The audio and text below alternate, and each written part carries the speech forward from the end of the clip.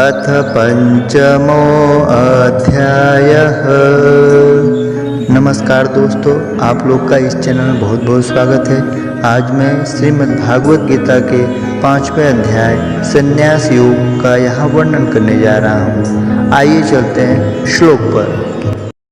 अर्जुन उवाच संन्यासं कर्मणां कृष्ण पुनर्योगं च संससे अक्षय एतयोरेकं तन्मे ब्रूहि सुनिश्चितम्।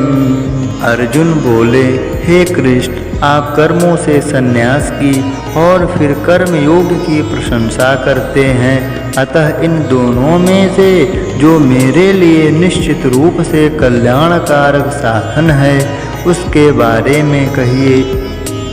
श्री भगवानुवाच संन्यासः कर्मयोगश्च नेह श्रेयस्करा उभौ तयोस्तु कर्म संन्यासात् कर्मयोगो विशिष्यते। श्री भगवान बोले, कर्म संन्यास और कर्म योग ये दोनों ही परम कल्याणकारक हैं, परंतु उन दोनों में से कर्म संन्यास से कर्म योग साधन सुगम होने के कारण वही श्रेष्ठ है।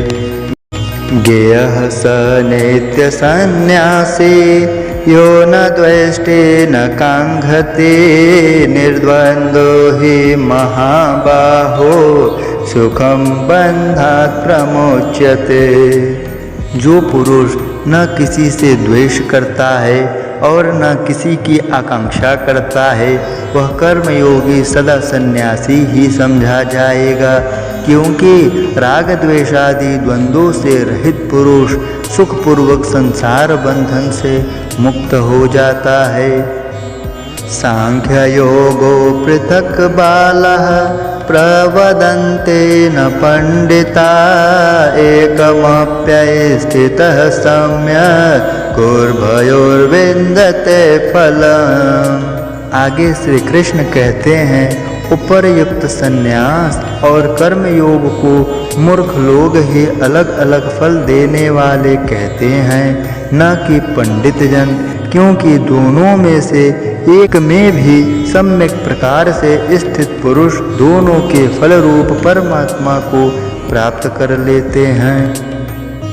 यत् सांख्ये प्राप्यते स्थानं तद्गैरपि गम्यते एकं सांख्यं च योगं च यः पश्यति स पश्यति।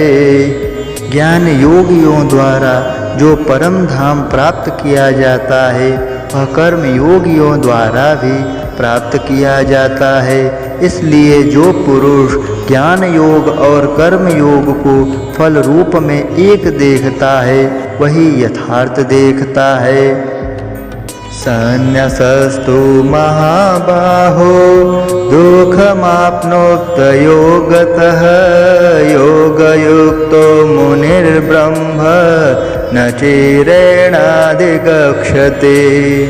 परंतु हे महाबाहो, कर्म योग के बिना संन्यास अर्थात मन इंद्रियों और शरीर द्वारा होने वाले संपूर्ण कर्मों में कर्तापन का त्याग प्राप्त होना कठिन है, और भगवत स्वरूप को मनन करने वाला कर्मयोगी पर ब्रह्म परमात्मा को शीघ्र ही प्राप्त कर ले जाता है। योगयुक्तो विशुद्धात्मा विजितात्मा जितेन्द्रियः सर्वभूतात्मा भूतात्मा कुर्वन्नापि न लिप्यते।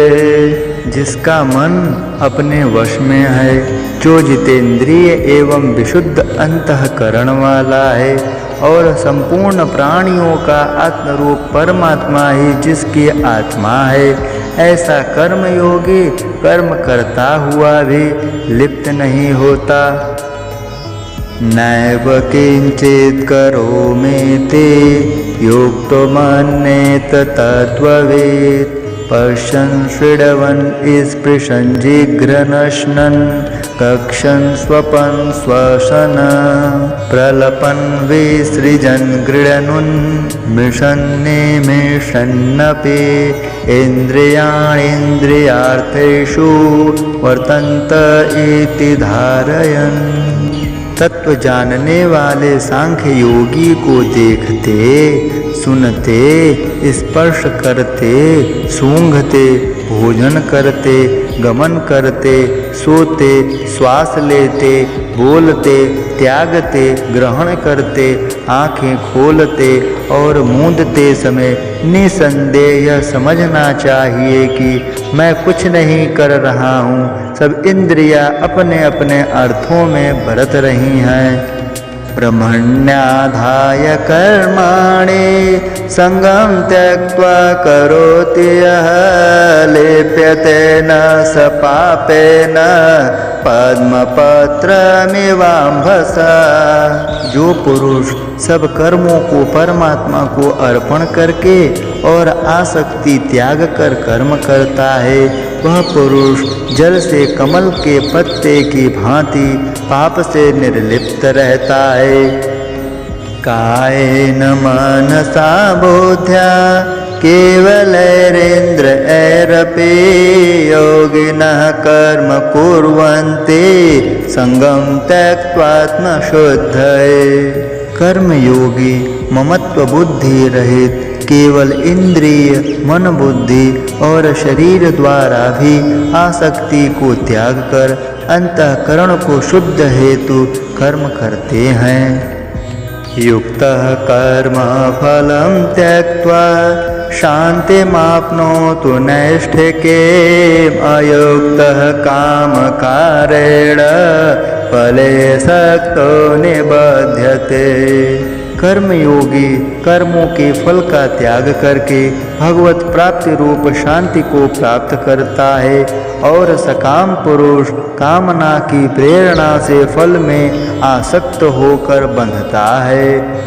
सर्वकर्माणि मनसा सन्न्यस्यास्ते सुखं वशे नवद्वारे पुरे देहि नैव कुर्वन्न कारयन्।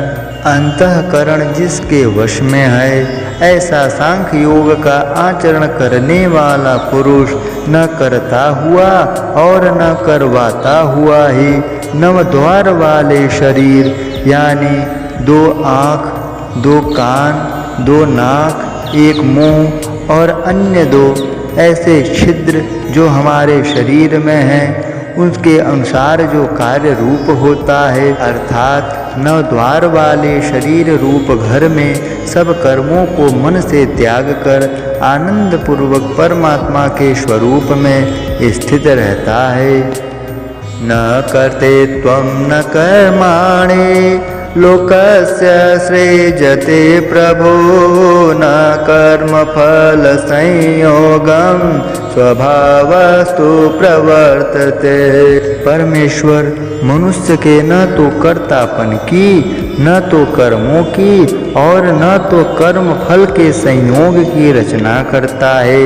मनुष्य अपने स्वभाव के अनुसार ही व्यवहार करता है।